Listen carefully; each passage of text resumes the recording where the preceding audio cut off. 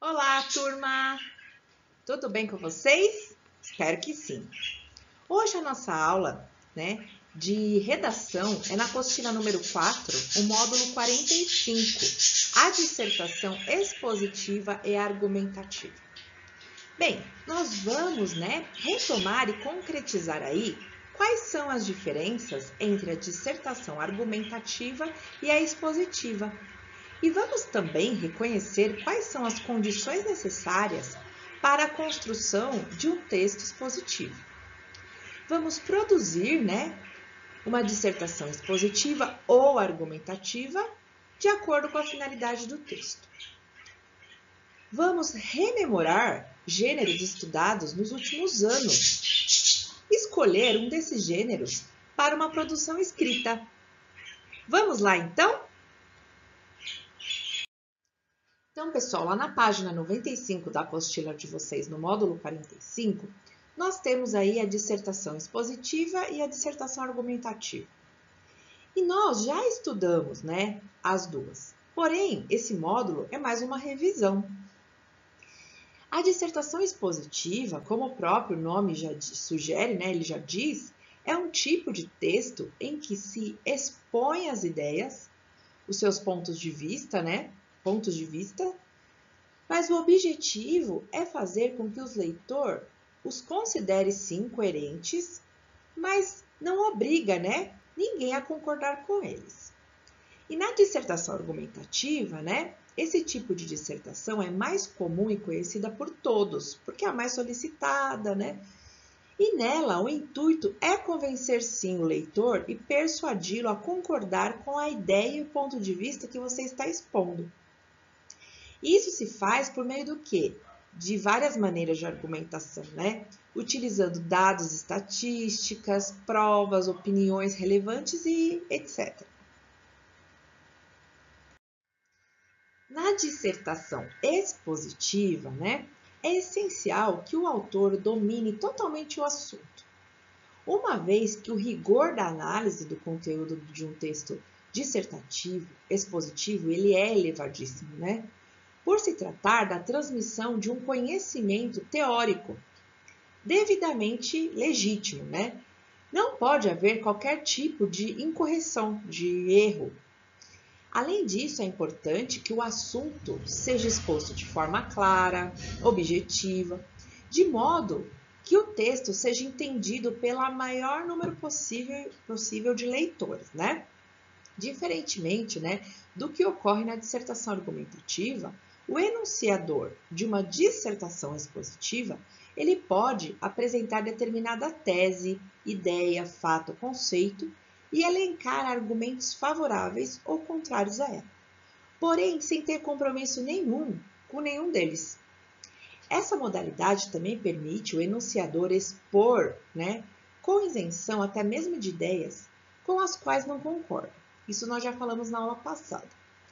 Esse tipo de texto, é usado em apresentações de trabalho mesmo, mais acadêmicos, Em livros, em aulas, em resumos escolares, em enciclopédias, textos científicos, verbetes de dicionário, textos para transmissão de conhecimento em diversos meios de comunicação, Como jornal, revista, numa palestra, que você vai fazer para um grupo. Então, na página 95, começam as atividades. E nós temos no exercício 1, duas propostas, a A e a B. E elas estão relacionadas, a uma produção que vocês vão fazer, cujos textos, foram lidos na tarefa de número 3 do módulo 41. Os textos são a partir da página 71, pessoal, cujo tema é a intolerância na web. Então, esses textos que estão a partir da página 71, eles vão servir como os textos de apoio para a produção de vocês. Vocês vão poder escolher, uma delas, a argumentativa ou a expositiva, levando em conta a finalidade que mais o desafia e motiva nesse momento. Então, na proposta A, ele pede: escreva uma dissertação tentando persuadir pessoas que divulgam mensagens de ódio nas redes sociais a mudar de atitude. Então, se é persuadir, né, já é uma argumentativa. A proposta B, você pode escrever uma dissertação expositiva, tematizando a intolerância nas redes sociais. Qualquer que seja a sua escolha, você deve seguir o roteiro de trabalho a seguir, que é fazer um planejamento do texto, né? E voltar lá nas páginas mencionadas, vão refletir e anotar, né, as coisas mais relevantes. Vai colocar, né, qual que é a proposta escolhida, vai escolher a tese, né, e a ideia central e vai colocar seus argumentos. Só que você não pode esquecer que para produzir uma dessas dissertações, argumentativa ou expositiva, né, você pode fazer quantos parágrafos desejar, mas não pode esquecer da estrutura da dissertação, seja ela qual for.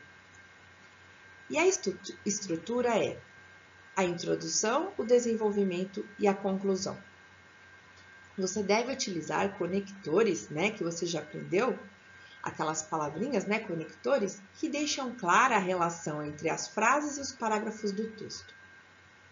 Você deve ficar atento à modalização da linguagem, ao modo como você está escrevendo. Ao finalizar a primeira versão, né, você vai dar um título para o seu texto, né? Vai fazer uma revisão textual e quando você considerar que a concluiu, você vai passar o seu texto a limpo no caderno. Na atividade 2, você produzirá o seu último texto do ano e você está livre para escolher o gênero textual, o assunto tema e o público-alvo, né, do seu texto. Então, para ajudá-lo a decidir, né, nós vamos apresentar a seguir os gêneros textuais, né, que nós estudamos aí durante o ano.